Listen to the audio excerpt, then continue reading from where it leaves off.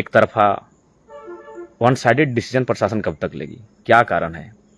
पैसे का, या फिर उन्हें नौकरी का डर है?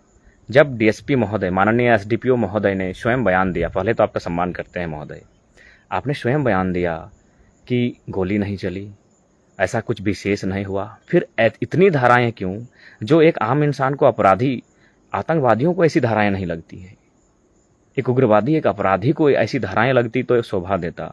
ग्रामीण थे, ठीक है, कैसे क्या हुआ, इन्होंने नियंत्रण आउट ऑफ कंट्रोल गए, उसके लिए कुछ ऐसी धाराएं आप ऐसी धाराओं को लगाने का कार्य किया है जो कि कहीं ना कहीं केवल और केवल इस आंदोलन को डराने के लिए, इस आंदोलन को दबाने के लिए। लेकिन याद रखिए, शोषित, वंचित, पीड़ित लोग जाग चुके हैं, अब रुकेंगे नहीं, ना झुकेंगे, छिटफुट विद्रोह होता रहेगा।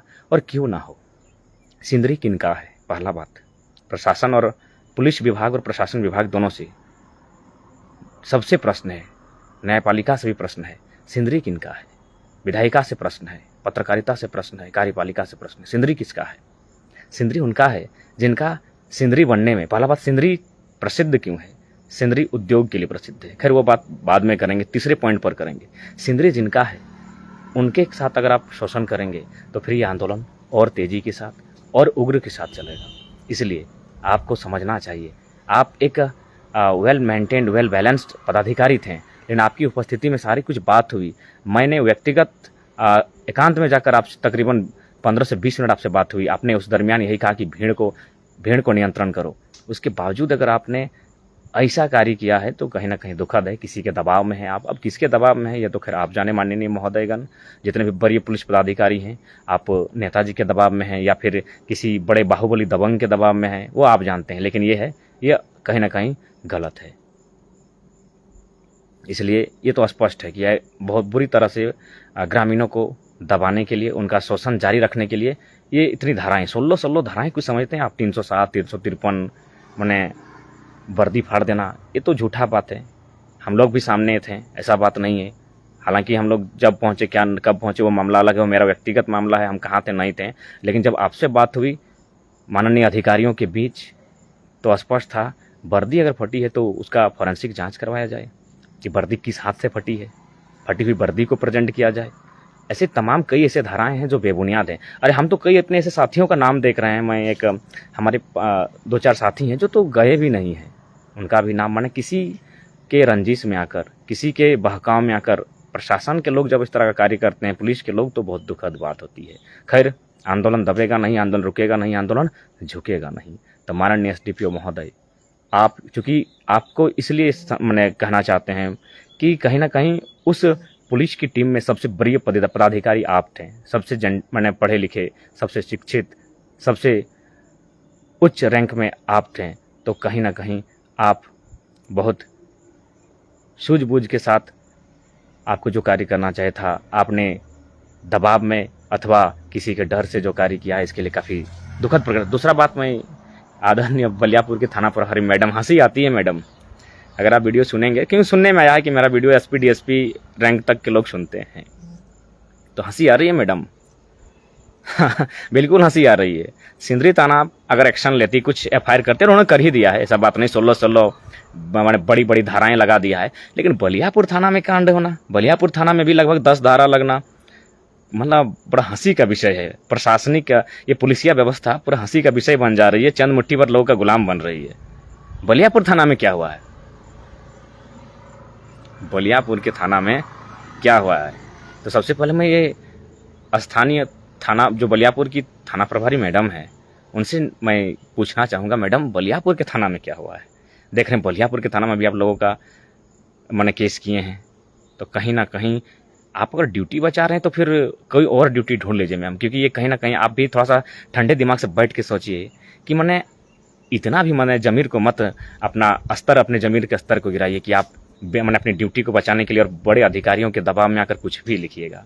बलियापुर में कुछ नहीं हुआ साथियों, पहला बात तो कहना चाहेंगे, बलियापुर के थाना में कुछ भी नहीं हुआ है। हाँ, जिस जमीन से लोग एकजुट हुए थे वो ग्राउंड बलियापुर के सीमा में आ सकता है, हो सकता है, क्योंकि मुझे भौगोलिक सीमा मालूम नहीं है थाना की। जिस ग्राउंड में लोग जमा हुए थे वो सीमा बलियापुर थाना क्षेत्र में आ सकती है। लेकिन उसके बाद वो सिंदरी थाना की ओर रुख की, यानी सिंदरी क्षेत्र में प्रवेश की।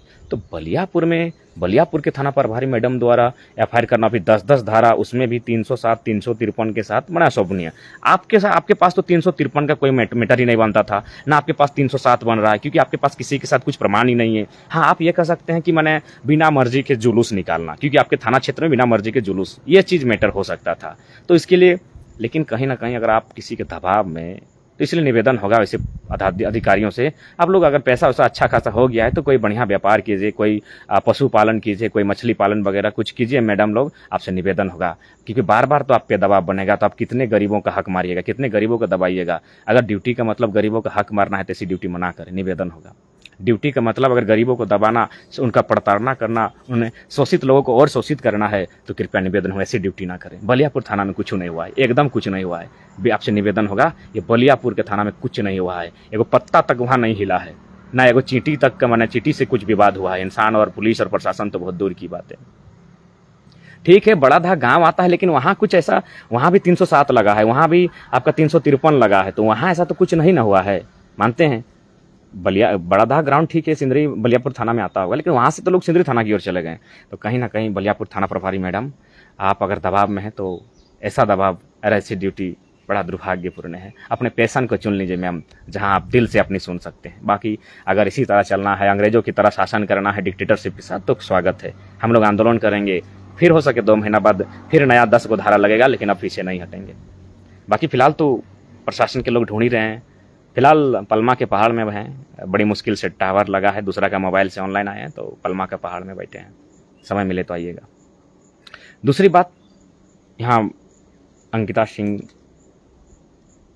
पहले विनम्र श्रद्धांजलि, और साथ ही प्रशासन से और इस हुक्मरान से कि जो लोग आज आनंद ले रहे हैं डैम में जाकर, उन्हें सोचना चाहिए था कि एक बहन सांस तोड़ रही है, दम तोड़ रही है, उसके इलाज के लिए, उसके बेहतर इलाज के लिए क्या व्यवस्था होनी चाहिए थी। लेकिन बहुत दुख की बात है, अंकिता सिंह कांड में प्रशासन और सरकार तो खैर नींद में सो रही है, और साथ ही अपराधी को ऐसा दंड मिले कि भविष्य में कोई ऐसा अपराध करने के लिए सोच ना सके। जो भी अपराधी हैं इस मामले के, अंकिता सिंह कांड में जो भी अपराधी हैं, उन्हें ऐसा दंड प्रशासनिक व्यवस्था की ओर से मिले कि भविष्य में कोई व्यक्ति ऐसा कांड करने के लिए 100 बार सोचे, उसकी रूह कांप उठे।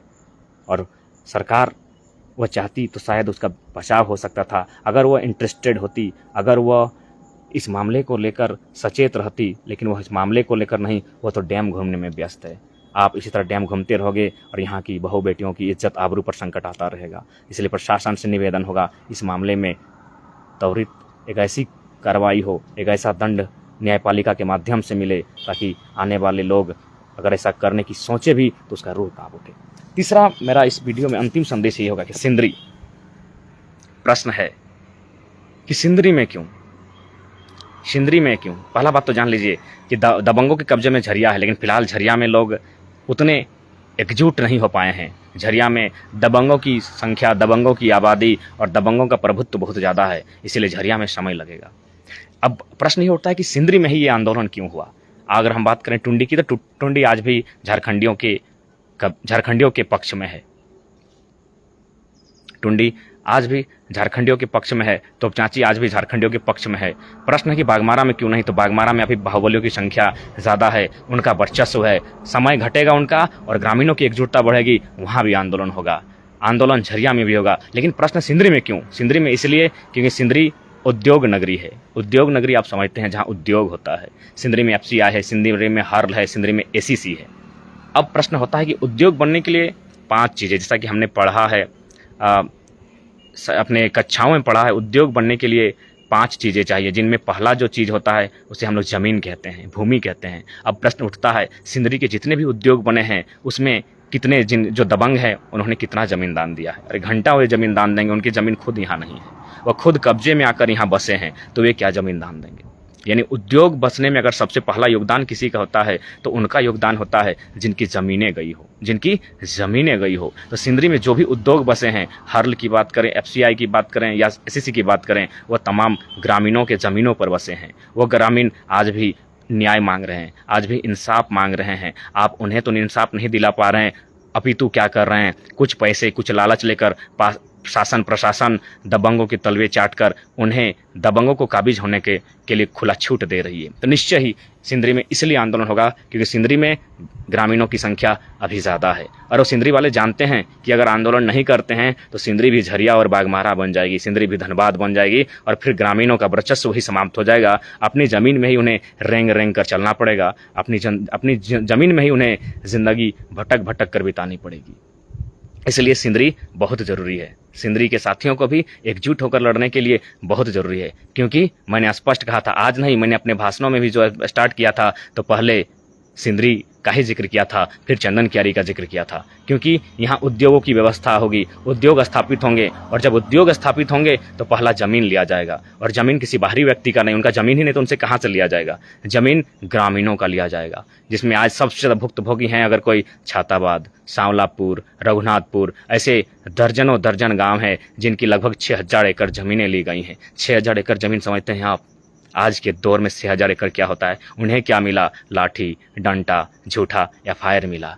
तो सिंदरी को अगर शोषण से मुक्त करना है, सिंदरी को अगर शांत करना है, सिंदरी को अगर सुंदर बनाना है तो सबसे पहले कब्जा से मुक्त करना होगा, सबसे पहले अतिक्रमण से मुक्त करना होगा। आज देखिए सिंदरी में क्या होता है, लोग काम करने के लिए आए थे, क्वार्टर उन्हें मिला था, ठीक है, काम करने के लिए कोई कहीं भी जा सकता है अगर वो आया है तो, लेकिन क्वार्टर में रहना यानी जब उसका काम समाप्त हो गया तो क्वार्टर डिपार्टमेंट को सौंप कर उसे चले जाना चाहिए था। लेकिन यहाँ क्या हुआ, दबंगों ने क्या किया, क्वार्टर में आगे से ताला लगाया और पीछे से गेट तोड़ के फिर ये क्वार्टर में प्रवेश कर गए, यानी अतिक्रमण किया, कब्जा किया। तो अब बताइए, अगर कब्जा होते रहेगा तो सिंदरी शस्त्र उठाएगा ही।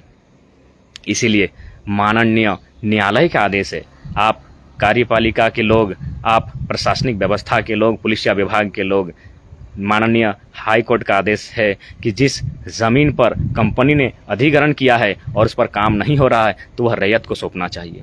यदि क्वार्टर है तो अवैध, उनका अगर ड्यूटी समाप्त है तो उसको खाली करना चाहिए।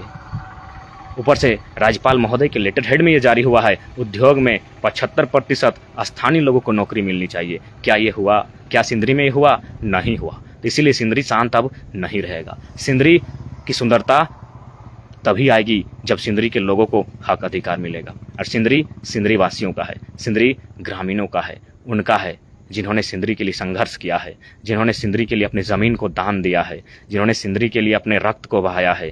विनोद बाबू आनंद महतो की धरती है, कॉमरेड AK रॉय की धरती है और ये सिंदरी उनका है जिन्होंने हमेशा आंदोलन किया है।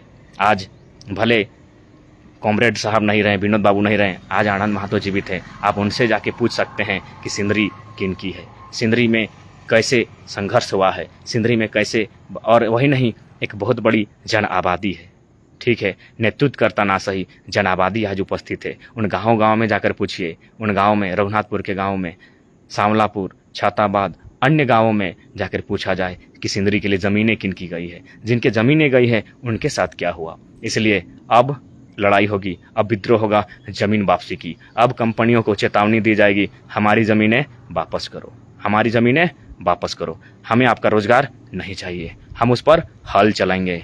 हमारी ज़मीनें वापस की जाए, हमें आपका रोज़गार नहीं चाहिए, हमारी ज़मीनें वापस की जाए। आप अपने रोज़गार को अपने पास रखिए, आप कहीं और ज़मीनें खोज लीजिए, हमें अपनी ज़मीनें अब आगे नहीं देनी है। ज़मीनें हम देंगे, लाठी हम पर चलेगा, केस हमारा होगा, अब ये नहीं चलेगा। इसलिए सभी साथियों से, विशेषकर युवाओं से निवेदन होगा, अगर आप 4 भाई हैं, 2 भाई हैं तो एक को तैयार कीजिए आंदोलन के लिए। बहुत देखें, आप देख सकते हैं प्रशासन का रवैया क्या होता है। सब बाहर के लोग हैं, उन्हें हमारे अधिकार से कोई वास्ता नहीं है। अगर अपने भी कुछ हैं अधिकारी में तो वह कहीं ना कहीं पैसे, पद, प्रतिष्ठा में चूर हो चुके हैं, उन्हें माटी की अस्मिता से कोई फर्क नहीं। अगर है तो कृपया इस आंदोलन में साथ दीजिए, आगे से ना सही बैक सपोर्ट कीजिए। आप अगर विभाग से जुड़े हैं, बैक सपोर्ट कीजिए, इस आंदोलन में, इस संघर्ष में सबका साथ दीजिए। आज दुख की बात है, इसलिए आज यह आंदोलन, और इसी बीच अधिवक्ता विदेश दा सबका केस लड़ेंगे, उन्हें हुलझार करते हैं, उन्हें धन्यवाद देते हैं और साथ ही धन्यवाद देते हैं उन बड़े भाइयों का जिन्होंने सिंदरी के आंदोलन को नेतृत्व किया। क्योंकि मैंने अभी तक किसी का नाम ना तारीफ में लिया है, ना बदनाम करने में लिया है, या तो मैं किसी का व्यक्तिगत नाम नहीं लूँगा। 3000 के समूह में जिन जिन बंधुओं ने नेतृत्व प्रदान किया उनका धन्यवाद। और बिल्कुल श्रेय सिंदरी के लोगों को जाता है, सिंदरी राड़ माटी है और राड़ लोगों को इसका श्रेय जाता है। हम लोग तो छोटा सा सहयोग रहा जो कि हम लोग अपने स्तर से अपनी क्षमता के अनुसार करने का हम लोग सभी साथियों ने प्रयास किया था। बाकी आंदोलन सिंदरी का है, 2 बजे रात, 12 बजे रात अगर संकट आएगा तो सिंदरी के लोगों को खड़ा होना होगा। हम लोग तोपचांची, हम लोग गिरिडीह और हजारीबाग से वहाँ लोग तत्काल नहीं जा सकते हैं। अतः आंदोलन संकट सिंदरी का है, बाकी समर्थन सबका है। हम सभी को अगर उस दिन की तरह अगर समय दिया जाएगा अवश्य पहुँचेंगे, जिस तरह हम लोग पहुँचने का कार्य किए थे। बाकी आंदोलन का नेतृत्व और श्रेय सब चीज़ें सिंदरी को जाता है, सिंदरी के लोगों को जाता है, सिंदरी के नेतृत्वकर्ता बंधुओं को जाता है जिनके पास अनुभव था, उन्होंने बहुत अच्छा नेतृत्व किया।